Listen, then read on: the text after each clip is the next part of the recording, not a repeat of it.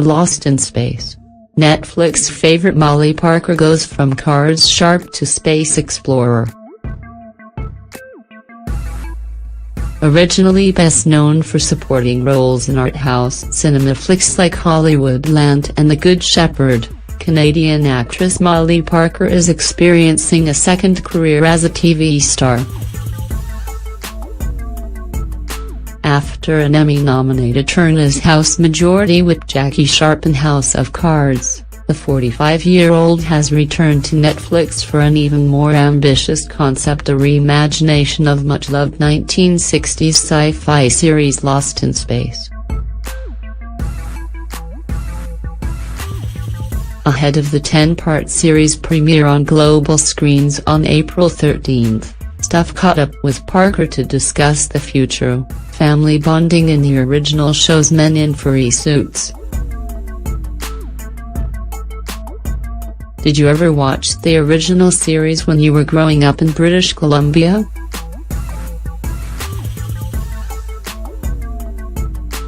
I didn't, because for the first 10 years of my life, we didn't have a TV, or if we did we had one channel. But that meant I didn't have those preconceptions when I read a script.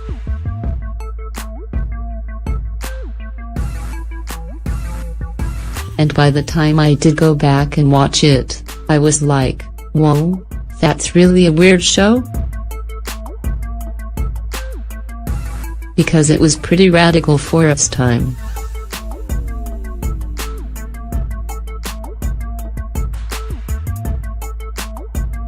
It looks so hilarious now, in terms of the special effects, but that was a pretty futuristic thing they were doing for back then, something pretty new. Also, it is so funny.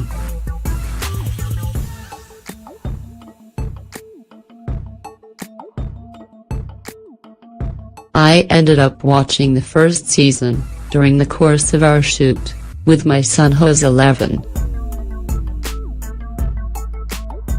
We were laughing at how a guy in a furry suit isn't actually an alien, but the thing about the original, I was watching my boy, even though he could see it was fake, he still got scared. He would still get caught up in the story, which is cool.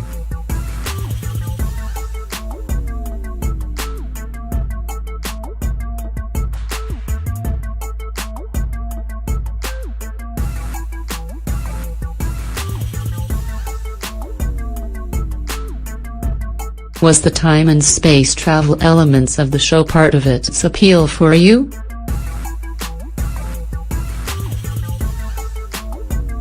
Wouldn't that be cool? Well, I've never done any science fiction before, and I do feel that I'm at a time in my life where I'm keen to try all kinds of new things. But honestly, more than anything, I just thought the script was great and I liked the stories the writers were interested in telling. I also loved that this had a lot of heart, and it was about this family who were a bunch of people who were flawed and not perfect, struggling in normal family dynamics and in incredibly extraordinary circumstances. How much did the writers initially let you know about what was going to happen this season?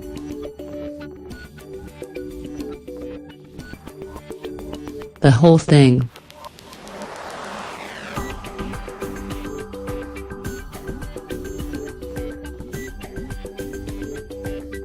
I've never had this experience before.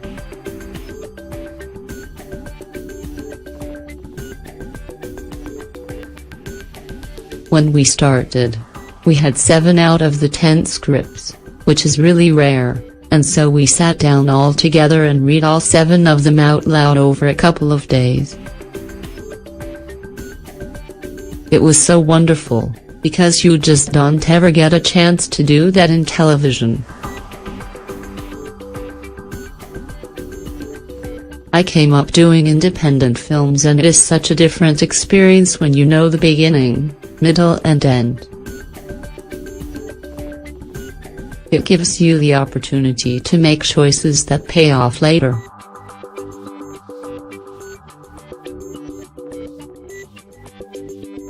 how much input did you have in the character of Maureen Robinson?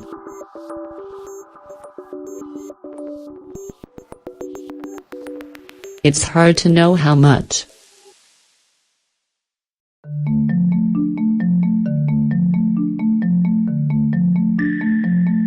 The writers had the story already and certainly had a character who was this aerospace engineer, science woman, brilliant and ambitious and also flawed. I think the place I had the most input in perhaps was with Toby Stephens, who plays her estranged husband John, in developing the relationship between our characters. The writers certainly knew that they wanted them to be estranged at the beginning of the story and in fact on the brink of divorce, and they had set it up that John's character has been away for years and is estranged really from the whole family. Maureen, in many ways, like a single mother who has done it all by herself and has made a decision that she is going to take these kids to a place where they can have a future because the earth has become increasingly uninhabitable. In the playing of it and in the day-to-day back and forth with the writers, Toby and I tried hard to create a relationship that people would care about and that had layers and felt like an actual broken marriage that a whole lot of people can relate to now. There was no way we could go back and tell his story that was told in the 1960s when all the families on TV were perfect nuclear families. In a way we are doing almost the opposite of that, trying to tell it like it is.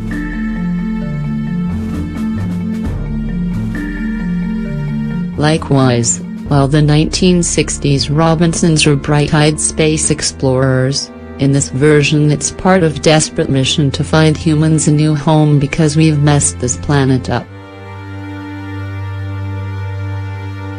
Sadly, I think that change reflects the truth. Not just for us overly cynical people, but also kids. My 11-year-old and I can't go to an aquarium or a zoo without seeing an installation telling us about how messed up the environment is, or how a particular habitat is threatened. Kids are so aware of the state the world is in.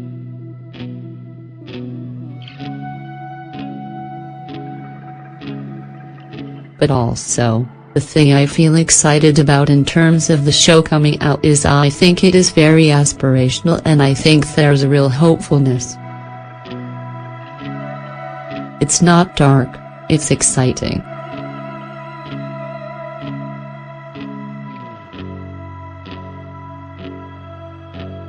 It's scary, but it's positive and, at the center of it is this beating heart of this family that's trying to survive. Not just their external extraordinary circumstances, but also their internal relationships. On that note, was there anything that the five of you playing the Robinsons did to bond initially?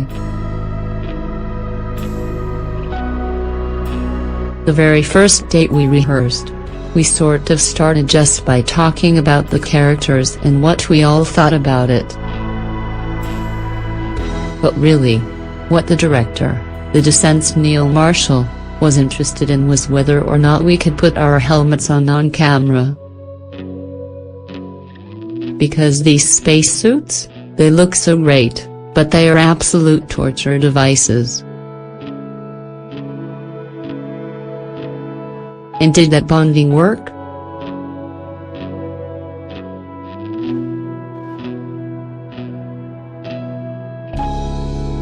Yeah, we do things together, even now.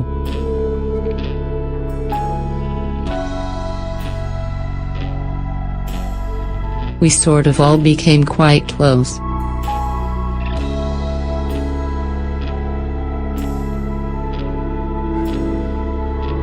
We're really lucky, Toby and I, because these kids are such good human beings and have incredible families with the right values, and these kids are loved and respected. Sadly, so often, That isn't the case with child actors, and it can be really disheartening to work with kids.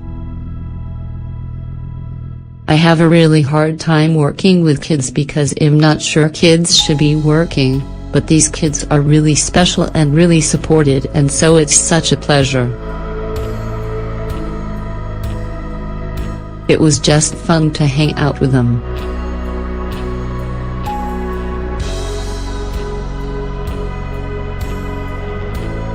Finally, Molly, was there any inspiration that you took from June Lockhart's original version of Maureen Robinson? It's funny, because I couldn't see anything initially because her Maureen spent a lot of time asking people if she can make them a sandwich, or working with her fancy futuristic laundry machine which sent the clothes out already folded and nicely packaged. But the thing about June Lockhart was that she was really this pretty fiercely intelligent woman, and, given what she was allowed to do in that part, she was pretty incredible. I was hoping to have big fake eyelashes because that was a big part of her original character, but sadly it wasn't to be. Lost in Space begins streaming on Netflix on April 13th.